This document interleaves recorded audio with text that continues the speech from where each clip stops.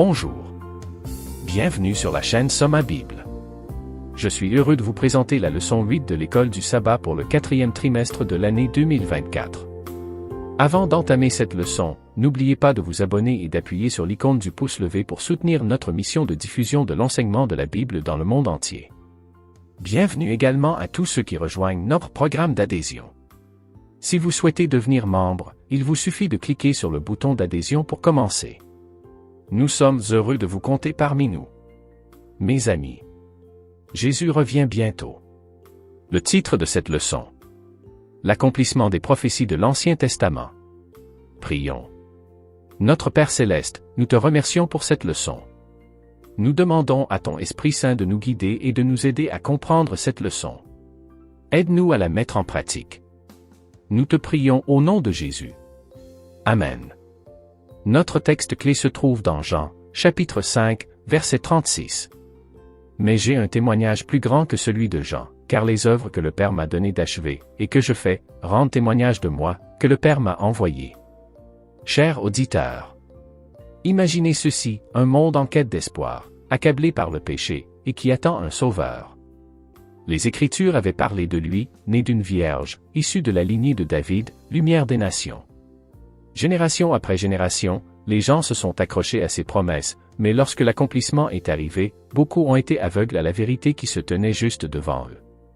L'Évangile de Jean s'ouvre sur une déclaration si profonde qu'elle ébranle les fondements de la compréhension humaine. Il était dans le monde, et le monde a été fait par lui, et le monde ne l'a pas connu.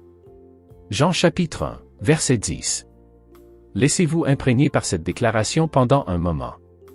Le Créateur a marché au milieu de sa création, mais celle-ci ne l'a pas reconnu.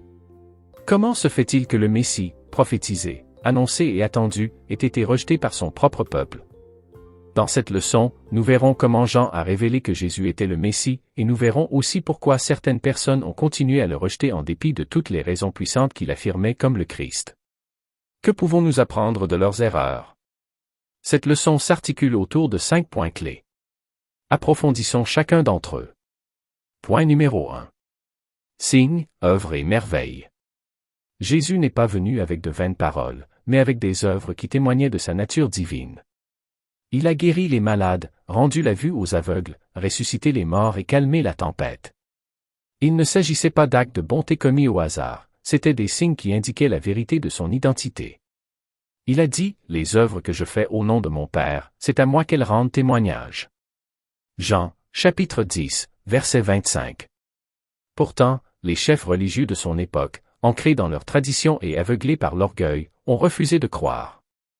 Ils demandent, « Dis-nous clairement si tu es le Christ. » Mais Jésus, connaissant leur cœur, leur a montré ses œuvres. Il savait que même s'il le proclamait ouvertement, il déformerait ses paroles. Il a donc laissé les miracles parler d'eux-mêmes. Si Jésus avait dit qu'il était le Christ, ils auraient pu facilement chercher à le nier. Mais comment pouvaient-ils nier les signes, les œuvres et les prodiges? C'étaient de puissants témoignages de qui il était et d'où il venait. Mais permettez-moi de vous poser une question, mes bien-aimés, combien de fois exigeons-nous un signe de Dieu tout en ignorant les preuves de sa présence tout autour de nous? Point numéro 2. La puissance des Écritures. Jésus ne s'est pas contenté de s'appuyer sur ses miracles pour témoigner de lui. Il a renvoyé aux Écritures, les mots mêmes que les chefs religieux prétendaient chérir. Il a dit dans Jean, chapitre 5, verset 39, « Vous sondez les Écritures, car c'est en elles que se trouve la vérité. Vous sondez les Écritures, car c'est en elles que vous pensez avoir la vie éternelle, et ce sont elles qui rendent témoignage de moi. » Chers auditeurs, l'Ancien Testament n'est pas seulement une collection d'histoires anciennes, c'est la grande scène sur laquelle l'identité de Jésus est dévoilée. De la voix qui crie dans le désert dans Ésaïe 40, verset 3 au serviteur souffrant, les Écritures ont crié son nom. Et pourtant, le trésor de la vérité était caché à la vue de tous parce que leur cœur était endurci. Tout au long des évangiles, à maintes reprises, Jésus souligne l'autorité de l'Écriture comme un témoignage clé de sa personne. Permettez-moi de vous le rappeler, la parole de Dieu est vivante. Elle est une lampe à nos pieds, une lumière sur notre sentier. Mais si nous l'abordons avec arrogance ou avec des idées préconçues, nous manquerons nous aussi la voix du Sauveur qui s'exprime à travers ces pages. La question est la suivante, quelles sont les forces qui, subtilement ou ouvertement, travaillent aujourd'hui à saper notre foi en l'autorité de la Bible? Point numéro 3. Ancien Testament, prophéties accomplies. Jean-Baptiste a accompli la prophétie d'une voix criant dans le désert, préparant le chemin du Seigneur. Dans Jean chapitre 7 verset 38 et Jérémie 2 verset 13, Jésus s'est identifié comme la source d'eau vive, répondant à la soif spirituelle d'Israël. L'accomplissement de ces prophéties n'est pas une coïncidence, mais une orchestration divine. Pourtant, les disciples n'ont pleinement compris ces liens qu'après la résurrection de Jésus. Lors d'une discussion avec les chefs religieux sur son identité, Jésus a affirmé l'autorité des Écritures. À première vue, il ne semble pas nécessaire qu'il le fasse, car les chefs religieux croient en l'Écriture. Néanmoins, même avec eux, Jésus souligne l'autorité des Écritures, et il le fait pour leur montrer qui il est, quelle que soit la dureté de leur cœur, et quels que soient leurs efforts pour combattre la conviction. Entre-temps, Jean rapporte de nombreuses citations directes et allusions à l'Ancien Testament qui désignent Jésus comme l'accomplissement de la promesse d'un Messie dans l'Ancien Testament. Pensez au poids des prophéties que Jésus a accomplies. Il était déjà écrit qu'il naîtrait à Bethléem dans le chapitre 5 de Michée. Il y avait la prophétie de l'entrée de Jésus à Jérusalem sur un âne dans Zacharie 9, verset 9. Sa trahison pour 30 pièces d'argent avait été prophétisée dans Zacharie 11, verset 12. Le fait qu'il ait été crucifié, mais qu'aucun de ses os n'ait été brisé a été prophétisé dans le psaume 34, verset 20. Il ne s'agissait pas de coïncidence. Il s'agissait de marqueurs divins, criant au monde que Jésus de Nazareth était bien le Messie. Imaginez les chances qu'un seul homme accomplisse ne serait ce qu'une poignée de ces prophéties. Pourtant, Jésus les a toutes accomplies. Et pourtant, malgré ces preuves accablantes, beaucoup l'ont rejeté. Pourquoi? Parce qu'accepter Jésus exigeait un sacrifice. Ils ont dû renoncer à leur orgueil, à leur tradition, à leur vie même. Point numéro 4. La tragédie du rejet. Lorsque Jésus s'est présenté devant les chefs religieux, il a dit, « Vous sondez les Écritures, car c'est en elles que vous pensez trouver le salut. Vous sondez les Écritures, car c'est en elles que vous pensez avoir la vie éternelle, et ce sont elles qui rendent témoignage de moi. » Jean 5, verset 39. Quelle incroyable affirmation de sa part! Les estimations varient, mais ainsi vous êtes d'en bas, je suis d'en haut. Vous êtes de ce monde, moi je ne suis pas de ce monde. Jean 8, verset 23. Ces hommes, qui étaient censés conduire les autres à Dieu, étaient tellement empêtrés dans leur propre pouvoir et leur propre tradition qu'ils ne pouvaient pas reconnaître le Fils de Dieu. Ils l'honoraient du bout des lèvres, mais leur cœur était loin de lui. Bien-aimés, combien de fois tombons-nous dans le même piège? Combien de fois nous accrochons-nous à nos façons de faire, à nos projets, à nos désirs, et manquons-nous la voix du Sauveur qui nous appelle plus haut? Êtes-vous fermement ancré dans ce que vous croyez? Si quelqu'un vous demandait pourquoi vous croyez en Jésus comme le Messie, quelle réponse pourriez-vous donner? Où iriez-vous, et pourquoi, pour aider à défendre cette foi? Point numéro 5. L'appel à croire.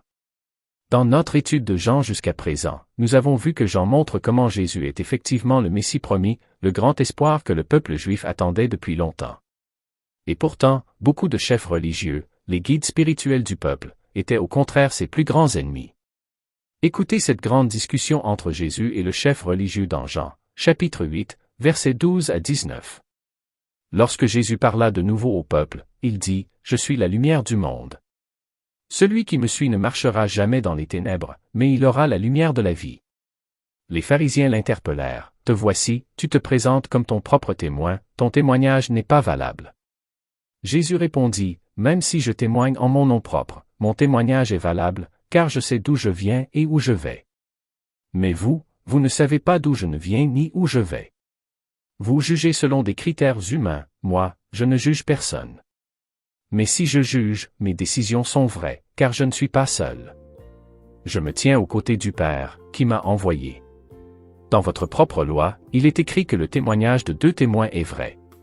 Je suis celui qui témoigne pour moi-même, l'autre témoin est le Père qui m'a envoyé. » Ils lui dirent, « Où est ton Père? » « Vous ne me connaissez pas et vous ne connaissez pas mon Père, » répondit Jésus.